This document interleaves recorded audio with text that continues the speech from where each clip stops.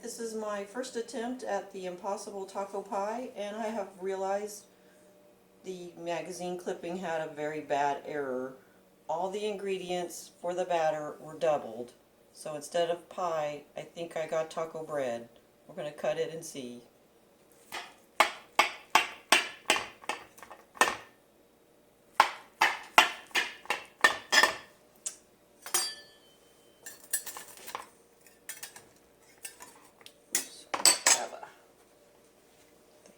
Hang on, it's still hot.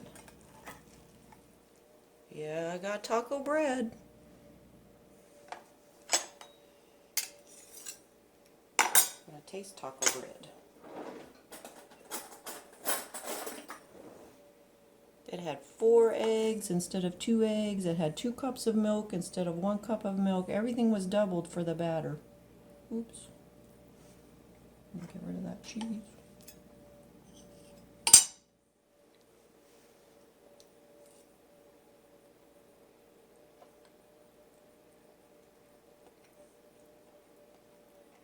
It's taco bread. It's like a taco pancake.